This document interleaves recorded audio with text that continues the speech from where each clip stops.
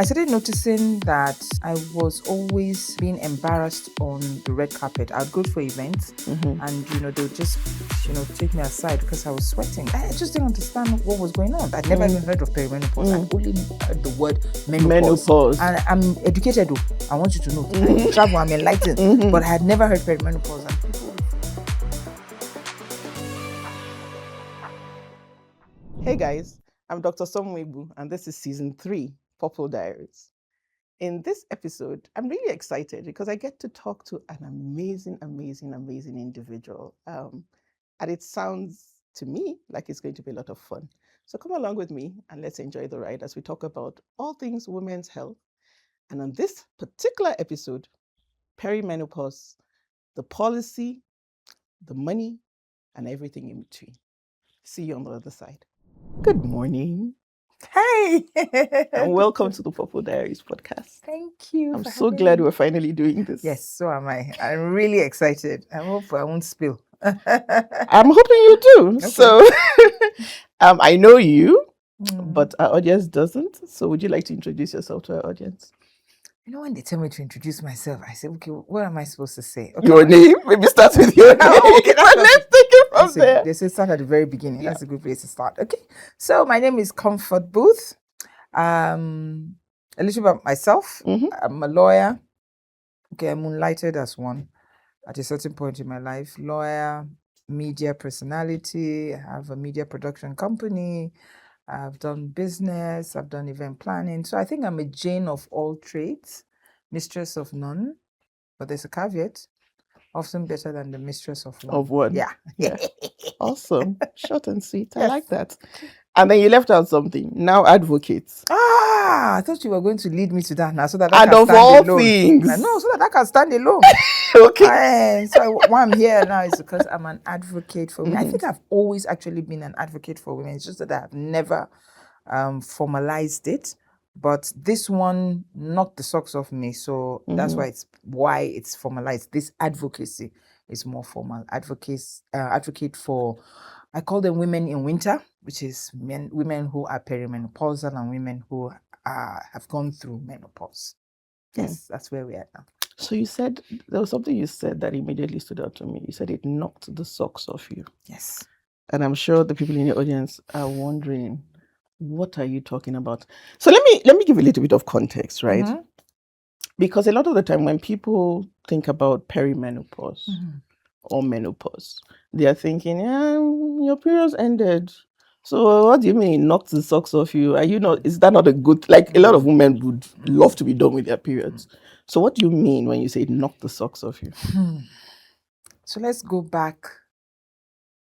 Maybe about 24, 28 months. So that's about 2.5 years ago.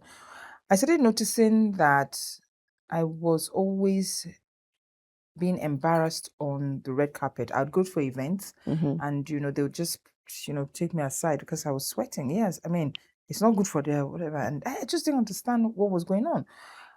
Maybe at the back of my mind, maybe, subconsciously I knew that, this is not right, but I didn't want to believe it. So I would never go out with maybe a handkerchief or, something to dab and all. No, I said no. And you never used to sweat like this before? No, I never used to. In fact, I don't sweat. I just didn't, And all of a sudden here I was, I'll just get to the red carpet and whoa, sweat, like literally, And that was a critical part of your work, right? You needed to be on the red carpet. Yes. But I still never learned and would never go with something to dab the sweat.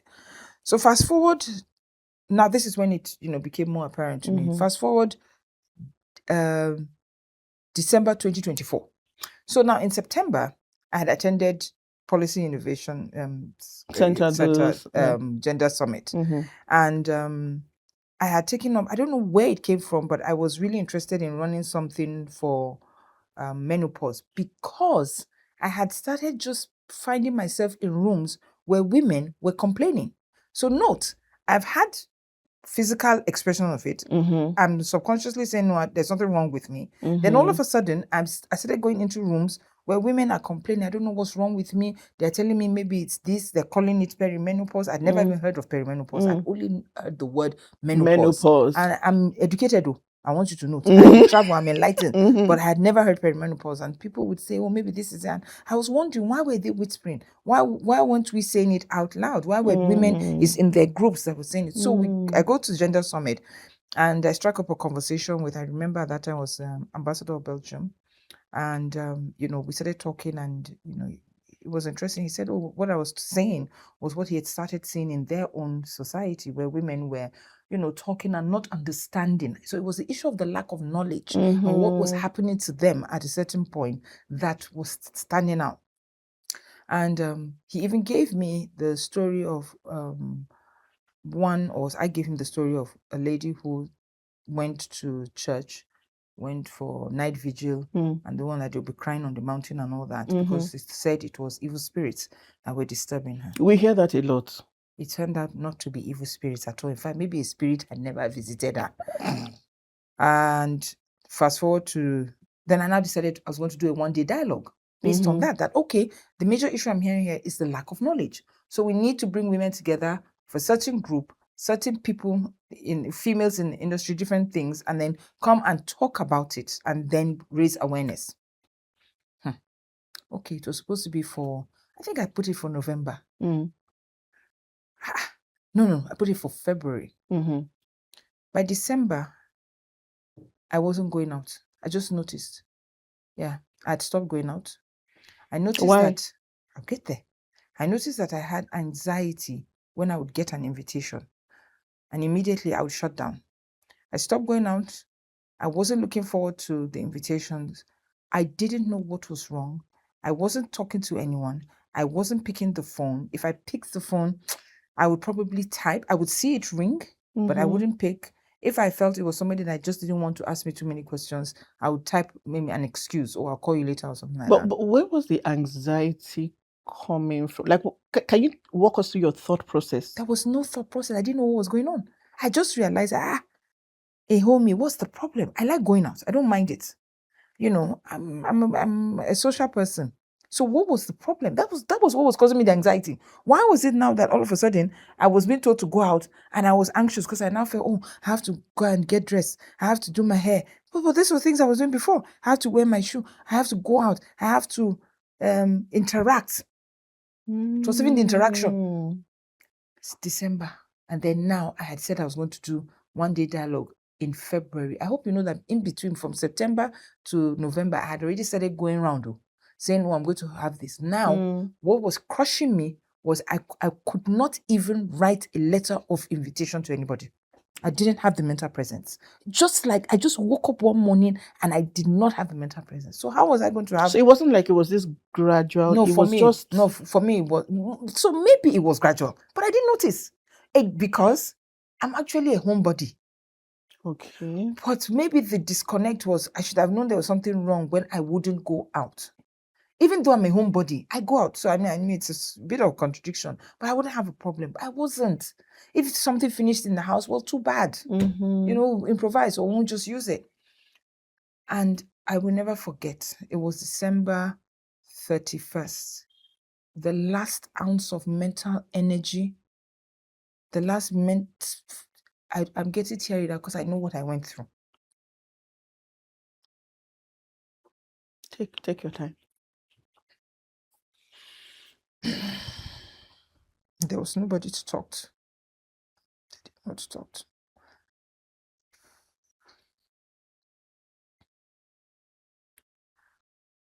So I prayed to God. I said, God, I don't know what's wrong. I can't think. I can't function. I said, I can never forget December 2024. I can never forget it. So what happened? So last ounce of strength will cross over. Of course, I hadn't gone to church. So I knelt down and I said, God, I don't know what the problem is. I don't have the energy. I can't think straight. I don't know what it is. What do? I have an event in February. I've not been able to do anything. And he answered. Small, still voice. Just said to me, nobody's going to kill you if you cancel or you postpone the event. Why don't you reach out to your speakers? I'm telling you, this is exactly what happened. Now, do you hear the advice? Why don't you just reach out to your speakers and tell them you're postponing it? But you didn't want to reach out. No, did it sound like rocket science? You're not getting it. Did it sound like rocket science? I wasn't even able to process. I wasn't processing. Now, what was difficult, really? All the speakers, I knew them now.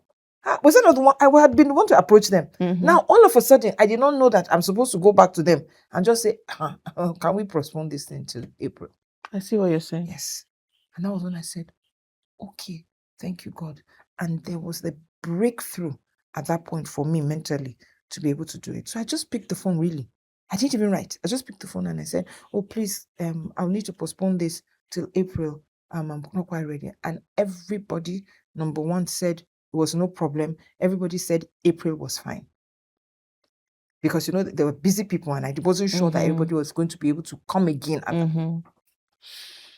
And that was the beginning for me when I now realized, wait, is it this thing that I'm talking about that is affecting? So I now started putting two and two together. My age, the episodes of the sweating. So how old were you at that time? 40.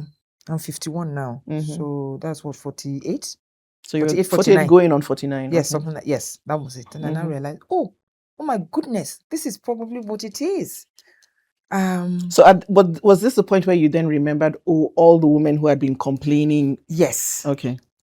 And you have vague knowledge. So there's vague knowledge that at a certain point of your life you are going to is menopause, and the thought is 50. Not this. So the sweat is the one that you remember because I think that's the most prominent. Yeah, that everybody knows about. Yeah. So I came back from Lagos. I was in Lagos all this while. I came back and gradually started having, now because I was more conscious. Yes. Then it became worse. I would wake up in the morning like a crumpled newspaper. Really, you know how you crumple like this? This is how my body would be. To get out and unfurl was a problem. Pain. Yes. All over. Then insomnia. I'll be walking around my house like a witch. A witch or ghost. Still of the night. Nobody is moving, only me. I'm not. And then your mind, oh my goodness, the battlefield of the mind. Now I understand what Joyce Meyer meant.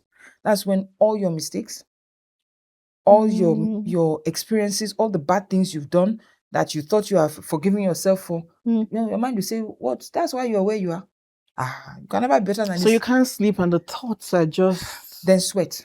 So I had the sweat. I had the insomnia. I had the mental, I don't know what was going on, but it was mental brain something. fog. Brain fog, I didn't even enter the chat room. I'm talking of just that, I still need to actually focus. Okay. Before you just think, I'm going to wake up, I'm going to go for my meeting, I'm going to do this. That's it. You're not thinking to think it now. Yeah. You're just doing it. Yeah, now I have to say, okay, I'm going to wake up. You have to it's kind of like you're forcing, the way you force a child. Pay attention. You have to force yourself to. That was it. Yeah. Yes. So then that was when my mom casually put a name to it. It looks like as if you're going through perimenopause. I said, really? Thank you for saying this. So I told her, really? The really was sarcasm. You mean it is at 49? That you want to tell me about it? That this is what it is. That was going to be my next question, because when you said there was nobody to talk to it, I immediately thought sisters, friends. What was I supposed to? I didn't know. Your mom. Yes. I didn't know what it was. And this is the problem again with high functioning women. So I should go and open there's something wrong with me. Me that I'm a problem solver. Yeah. Me that people. So that was another. The other people bring their problems to you. You are the ones who should be solving. That was another problem. That was it. And so because I'm not used to going to anybody to help me or solve my problem, who then was I going to go to? The person to look at me and say, hey, okay, how do you want to help yourself? So that was it. But now, because I was moving house, so I was staying with my mom. And so, just casually, she was saying it now. Just casually, this is what it is. And I looked at her, yes, I was very upset. I said to her, you never said anything to me. And what did she say? What was her reply to that? So she's grown, I guess. She's grown she's grown now. The world has helped her growing. My mom is a northern conservative woman. That was her background. They didn't talk. They didn't tell you. They didn't tell you. Not even to like, because you know the way when we are growing up, right? When we are entering into puberty, No, your mom, your aunties, your No. big sister, I didn't have that. you know that all those conversations I that said happen I that didn't have it. Hello. So if I didn't have the first one, which was the critical one, how was I going to have this one? Clearly. Yes. And that's a medical doctor. Yes, that's a medical doctor. Yes. She didn't tell me. She didn't I think it's a generational. There's Yes. just that generation. There are just some things they never. So my experience, I can't express it. Honestly, I can't. The mental, the physical, colliding at the same time. The fact that I was feeling helpless and how I felt, I can't describe it, honestly. So I started going to the gym. I hate the gym, but that was what saved my mental state. Were you going to the gym because you had done your research and you had found out that this is going to help you? Okay. Yes, that was one of the things that it said, because it was cortisol that was wreaking havoc. So there's a hormone called cortisol. I'm sure eventually you're going to have a gynecologist in that field to talk to us about all that. Yes, but it's the hormone. So your estrogen, your progesterone is being depleted, and cortisol is running through the roof and causing you all sorts of things. So it's the cortisol. The trick is to contain the cortisol level. Unfortunately, I'm losing that battle. I'm losing it, so I don't. No, but then you hit the gym. Yeah. And how did it help? Did it help in any way? Yes. Exactly how did it help? Okay. Because you've talked about the brain fog, the difficulty in focusing, the sweating, the insomnia, the difficulty falling asleep, staying asleep. How did the gym help with all of that? So one, the discipline. So you have to be, you choose your time, Abby. You now decide, okay, I want to go to the gym. So I just realized that if I said I was going to gym at 7, my body was getting ready to go out at 7. I would get to the gym.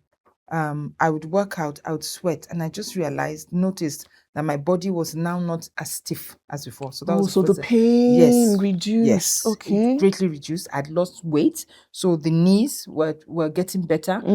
From because knee shy is one of the first things that will be going in all these things. So the way I had started losing weight, I started feeling better about my body image. So it came here. It was in my mind. Okay. So the dopamine released, so I became happier. Okay. And it would tide me through the day. Then I'll become because now I'm alive, awake, I would be very active during the day. Then at night, I would sleep from 10 to maybe 1. So you were still waking up? But at least I was now sleeping. But at least now you could fall asleep. Yes, then I wake up at 1. Exercise is a powerful thing. Very powerful. Very powerful. The body image. So that's one thing again women go through. Body image, she's body dysmorphia. At that point, she's like, I'm ugly. I don't look good anymore. What's all this? It's saddlebag. Everything is falling apart and all that. But this is one of the most beautiful periods for a woman. I found the positive side.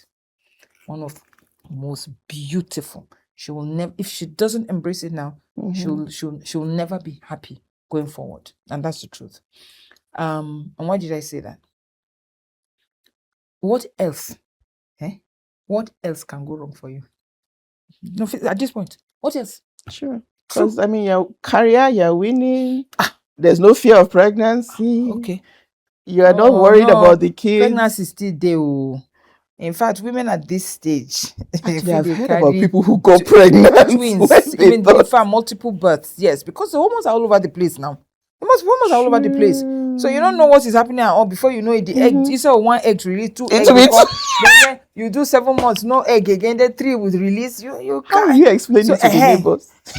I don't understand. What were they doing too? Are they okay? Okay, but I want to talk about 2 things, right? Because in the midst of all of this, I'm thinking, just from the work that you do, like you're very much out there, you're very much in the public eye. Was there a time when you just had to tell your colleagues how that whole period, were you just not showing up at work, or when you showed up sweaty, shake, and I can imagine having not slept the night before, did you ever have to say to your colleagues, look, this is what is happening, people should just manage me like this, or I just can't cope, I need help? And how did those conversations go? Honestly, how did they go? I don't. They'll tell you that I normally don't have a filter. Okay, it is what it is. Hello, please, nobody should frustrate me today. I have menopause. Simple. That was as simple as that. Oh, madam, why are you sweating like this? So there was a day that a very funny story. So I go for this meeting. Everything is fine. I'm sitting down. The AC is above his head, facing me as if he knew. Not everything was fine. We're talking. Then, whoa, from nowhere, sweat just down like this. So he did, madam. He thought I was having a heart attack. Oh, he could see. Yeah, I said this thing came down like rain. And I just continued, I was powering through the conversation. Were you not feeling it? I saw it now, but I've gotten used to. What was I supposed to do? What was I supposed to do at that point? And I was making an important point. I didn't want him to miss the point. So when I finished making the point, I can quickly clean my face. But the man was shocked. As if we were going to start. So I'm looking at what's the problem. He said, "What happened? You're sweating." Oh. So I said, "Is that it, sir? It's menopause. Now, don't you have a woman at home? Don't you have a woman at home?" So if he at his age, because he's older than me, his wife definitely is probably at least we're in the same age. Is it that he's not noticing that the wife too is changing? So the first thing was the lack of knowledge, right? So what did he respond when you said that? Oh my goodness, she was shocked. She was just shocked. She had never heard about. She didn't know. He didn't put it together. Quite frankly, he didn't put it together. Oh, okay. Sorry. That was literally it. I'm not joking. That was literally it. And because I didn't want to dwell on it and I needed something from her, I just wanted to continue my conversation. But the second thing also is, while there's no knowledge even among the women, that's the truth.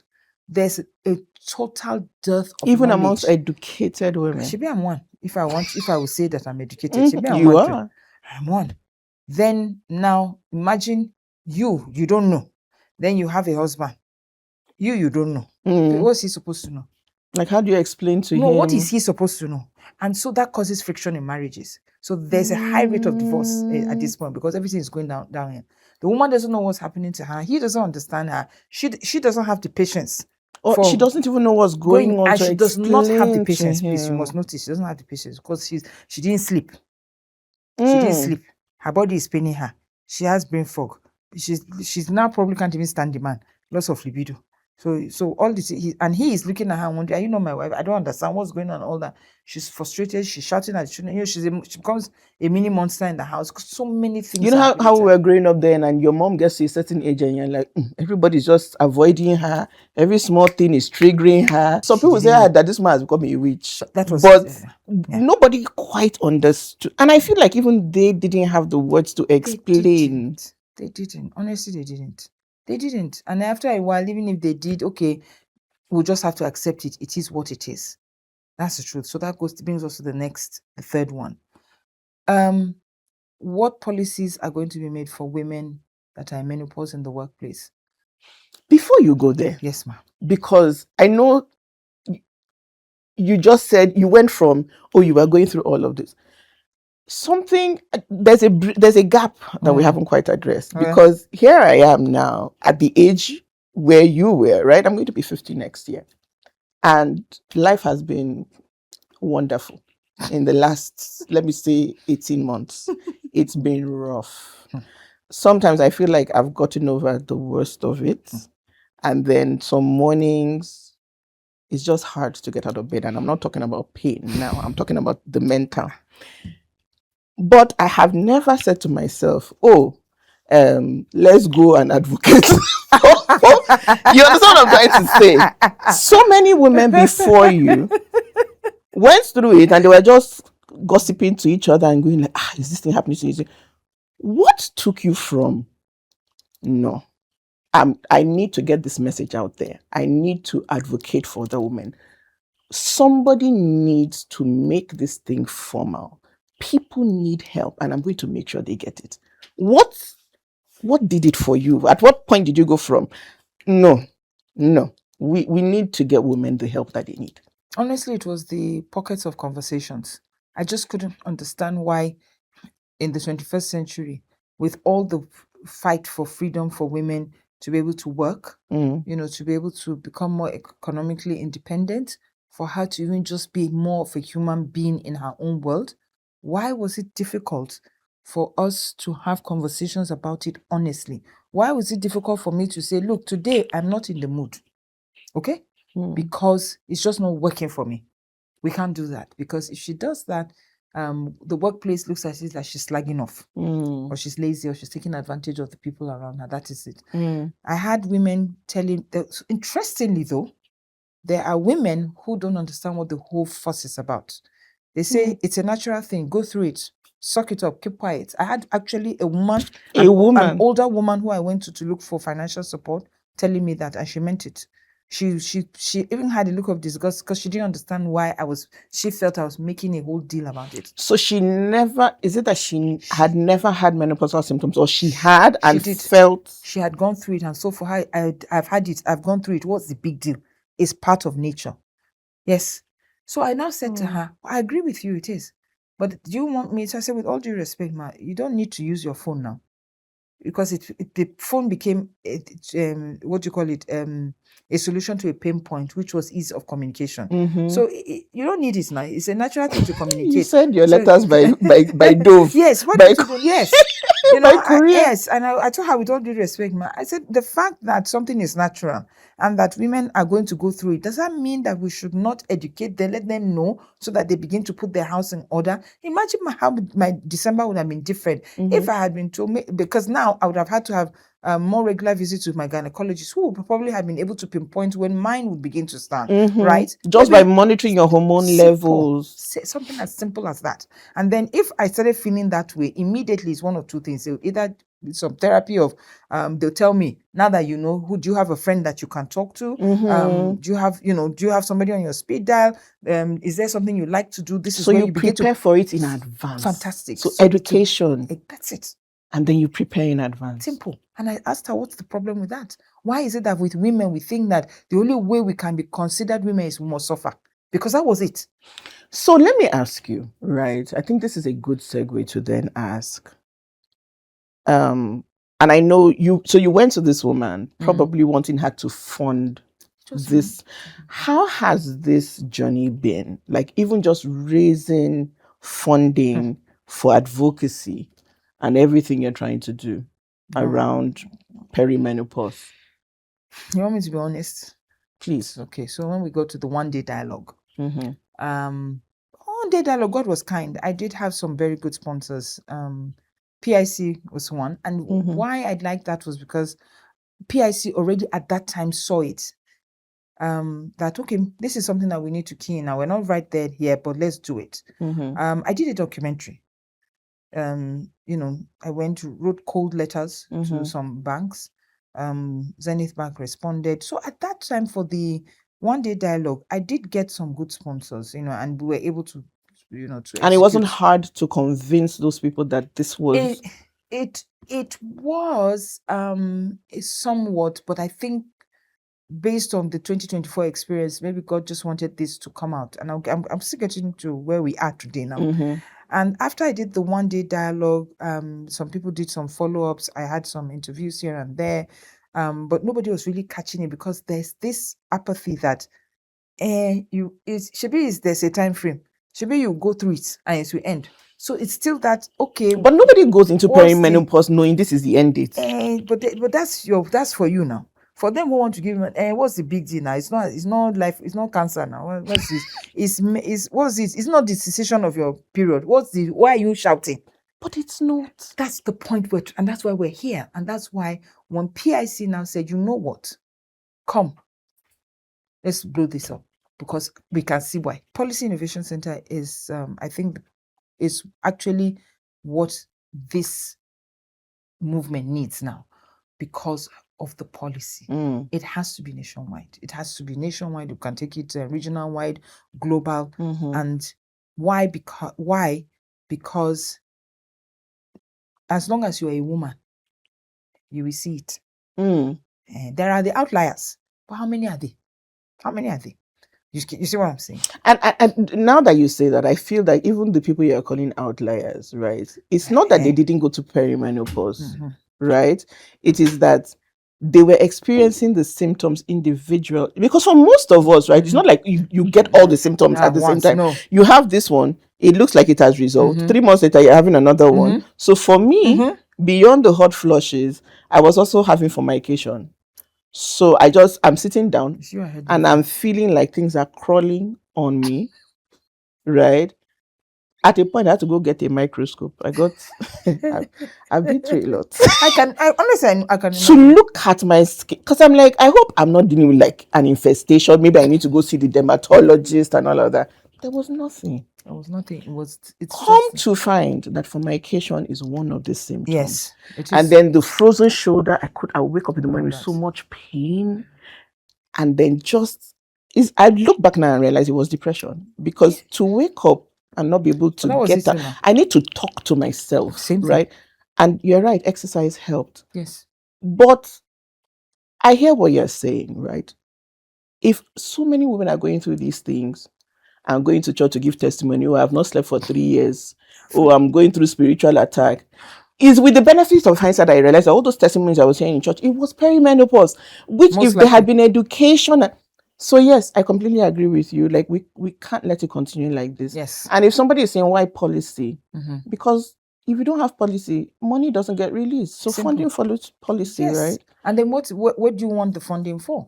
Should we want more access? We want more women to have more access to their gynecologists because it is a fundamental part of her fertility circle. 2, we want government to open the circle.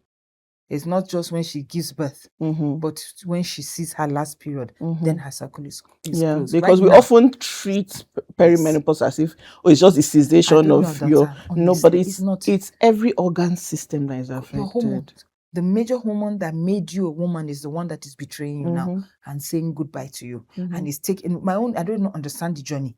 I don't know why it takes so long. And it takes so long. You're right. You don't get all the symptoms at once. So after I've gone through these symptoms, when I had the gym thing, okay, life improved and all. Then another set started. Bloating, then sleeping. If I don't have nap at noon, oh goodness. Like, and I can be... Wait, so you went from not being able to sleep? In the night, yes. Then in the afternoon, there must be nap. There must be nap, like old woman. You know, that we used to see those women sleeping when we were growing up. We say, now old woman, now should they sleep? It's not happening to me. I want to talk about, because I know that there will be people watching this and probably thinking like the lady who you went to, who was like, what's the big deal? Yeah. I want to talk about why do we even need funding? So we will talk about, we need people to be educated, but we also need to make policies so that this becomes an everybody problem. Because like you rightly said, it has ended some marriages. Yes. Marriage ends, everybody's affected. Children are affected, everybody's affected.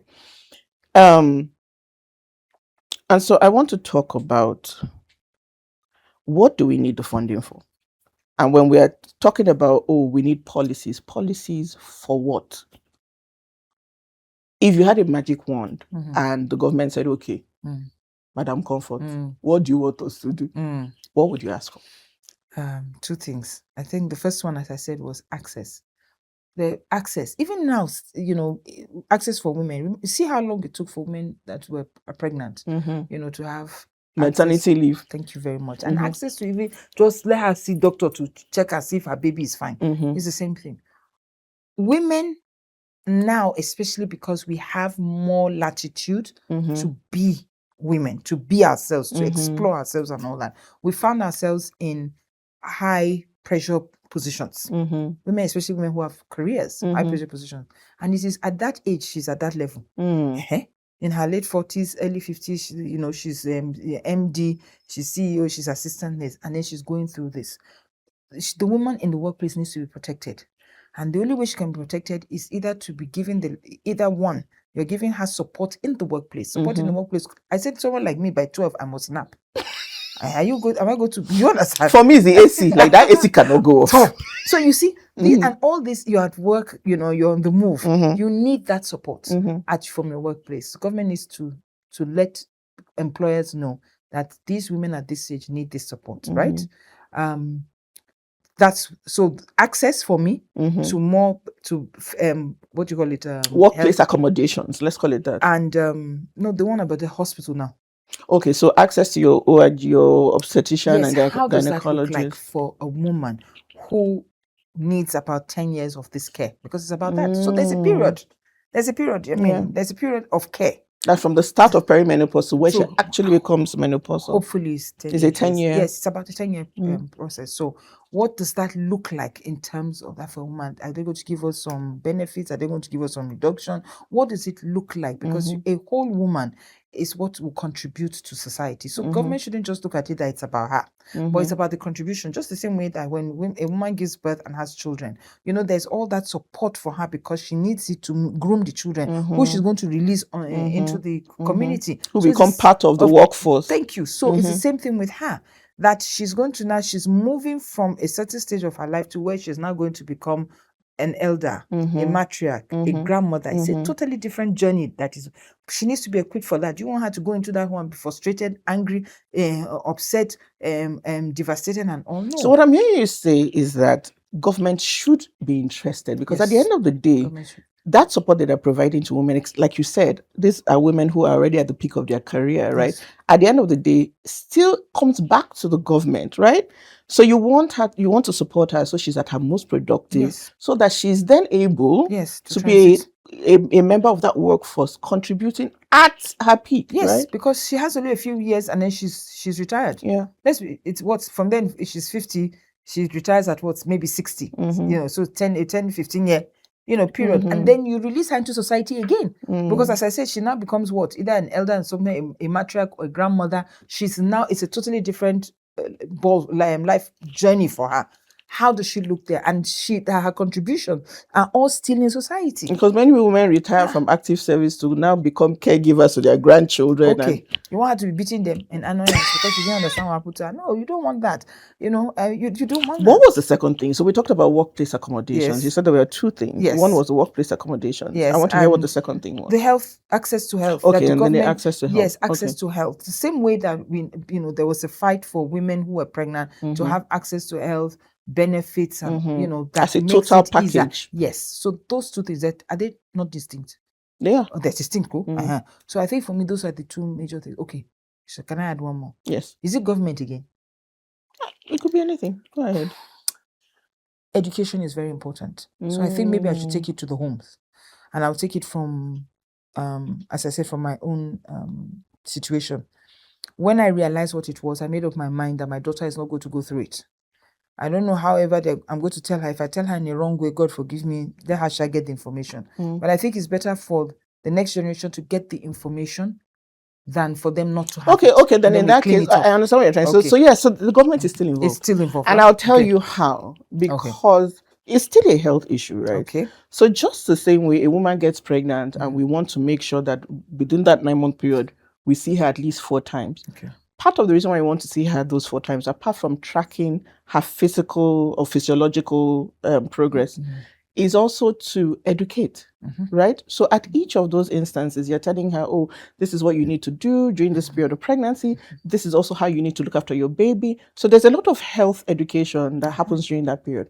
So yes, from that perspective, it's still a government issue. Okay, so that would be my third. So the education, yes, obviously needs to happen within the home, but there's also a big part of that if you are going to see your doctor, while you're waiting to see your doctor, right, there could be an education that happens with I think it's health promotion staff who usually do that while you're in the waiting room and all of that. So that's where, yes, government can still come in. So that is it. And then now community. So I don't know whether it's community, I don't know whether it's religious places of, because in worship. Nigeria, everybody will say they're worshiping some God. So I guess, so the point here is I don't know whether it's marriage counseling or what, so it needs to be carried along. As I said, men just wake up to a monster. Let's be fair. That's what happens. She becomes it. She doesn't know it. So it's not her fault. He doesn't know it, but that's what he woke up to. And you know, men are one. Yeah, but the woman too woke up to it. It's not like I did not say. That's why I said it's not her fault. Yeah. And you know how men are, simple-minded men. Imagine if a man was more equipped. So men have to be carried along in this conversation because they need to know. And there's a point in a woman's life that everything begins to go down for her. And that is when she needs you the most. That's not when she needs your criticism. That's not when she needs to go and marry another wife. Remind her that that's even the worst time. Please. She doesn't need you to remind her that this 20 years ago she looked like a beauty queen. Now she doesn't need. No, it's not her. It's the way nature has designed it. But the truth is, and then the last part of it, so you've taken her there, you've taken him there, he understands it. Once she comes out on the other side, and that's why I call them women in winter. What happens in winter? Everything, all the plants die. Very good. Go on. Yes, I like it. Everything dies. Then you go into hibernation. Yeah. Animals go into hibernation. What do they go to hibernate for? They go to renew. They go to relax, to rest. That's what is happening to her. And then they come out new and brighter and imagine better. Yes. So now can't you now I'm different though. Now I'm different. Now I have more confidence because what is it that I've not seen? That's what you can tell me now. Now I can now say no. Before you know I don't have anything to fear again. I'm not afraid of anything. I don't know how to explain it. There's a certain type of freedom that comes with it. Every day, okay, comfort, take a deep breath in. That deep breathing, I used to wonder, what is all this breathing technique? It works so. It just calms you. Wallahi, it works. May I do it? Nothing is going to happen. Nothing. Just let it go. If you can't do it, you can't do it. So you're literally talking to yourself the way you would talk to a friend or your child. Yes. And I held my hand and it has greatly helped. There's nothing that will happen. If it doesn't happen today, it will have to happen tomorrow. Don't let it overwhelm you. So that's what anxiety does. It makes you feel as if you don't do everything now is going to water. It's a lie. It's your mind. So you must take control of your mind. But as I said, it's not everybody that can go through it. So if people need to go for therapy, if people need to go and talk to somebody, yes. But women even have it easier. We're always talking. It's not me and you that are talking. We talk to each other. I have supportive, like-minded. I have a community of women in winter. And you'll be shocked at how they say, this was the best thing that happened to me. We're not many because we want it to be quality. So we try to meet every month, do a different activity. Women talk. Oh, I went through this. Is anybody going through this? Do you know how I can eat? What I can eat? What doctor I should see? So there's a lot of information sharing going on in the community, and people are forming body systems, accountability. Can I talk to you? Can you help me? Yes, and all that. So community among the men is very, very important. Very important. There's no point talking to somebody who doesn't know why you're going mad. But if I tell you that I'm going mad, now if I tell you I'm going mad, you understand. You will not look at me like, you will not laugh. You know, that's what I'm saying. But anybody who does not understand is one that will laugh. But they will all come there. I want to talk about you because you in talking about the community, you mentioned people giving tips about what to take, what to eat. So, and I hear a lot about, HRTs, hormone replacement therapy, but I know that not everybody, and speaking of government, that's something else that the government could also help women subsidize, make it available either at subsidized or no cost to women. But I know that not everybody wants to go on hormone replacement therapy, especially people who have maybe had cancer threats or cancer scare. But are there ways that we can alter our diet, things you can take, herbs, that sort of thing, that or that you tried or you've heard people say that have helped? Soybeans. Soy. They say it mimics estrogen. And I take it. Yes, I do. Yes, I do. In what form? Tofu. Okay. Yes. But it doesn't matter the form in which you take the soya. Yeah. So no, it doesn't. So the milk, in fact, they will even tell you the milk, quite frankly, but I don't like milk. So I don't take the milk. So I take it in the tofu. I take it in tofu form. So now, I had a friend, I have a friend, she's a big sister, there's 10 years between us. She started going through her own, she didn't know it was menopause or perimenopause. And she was having a horrible time in her marriage. It just was not working. And so after she went through the horrible thing that was going on for them and all that, she called me and said, look, I need to tell you that something like this might happen to you. And you're going to loss of libido. This was before you started going through it. This was when I was like 39, 40, and I was in my mind, what's this woman talking about? What's she talking about? So I wasn't really listening to her. But you see, the mistake at that moment was that the only part again that women were being talked to about was the issue of what? Sex. Libido. Loss of libido and all. Nobody was talking about all the other ones. So when she spoke to me, that was all she spoke to me about. So from that time, right? I started taking note of it. So last thing, because we have to wrap this up. This has been, I wish we could go on forever, but time. So what next, right? So you've done all of this advocacy, you did the dialogue, you had the workshop. What next for perimenopause advocacy? Yeah, so that's where I think God has created the room where I'm working with you, Policy Innovation Center, and I'm extremely grateful for that because that's a huge platform. And because we're going to be working together with it, one, immediately this comes out on your platform, you know that we've gone global. So having the policy, having you behind the advocacy, it's a win-win. So yeah, is that how they do it? Okay. Like this? Okay, like that. So so that's what's next. So I'm looking forward to working with you. We're going to take it out. We're going to begin to build our data, research our data, and have it so that it forms the basis for what the you're policy. going to, exactly. And what did you say? Funding, because we need to take the gospel of menopause, perimenopause, and menopause out there for women. Make sure that we make get it an open discussion, not this secret thing. Yes, and then hopefully save marriages. It's been awesome talking to you. Thank you so much. Thank you so much. I know, I feel like you don't give yourself enough credit for what you do. Okay. So I'm going to tell you on behalf of all women, perimenopausal, menopausal, and the ones that are still coming. Thank you. Thank you, Turan. Thank you for being here. Honestly, and thank you for seeing it and keying in on time. I think it's a win-win for all of us. Awesome. Thank you.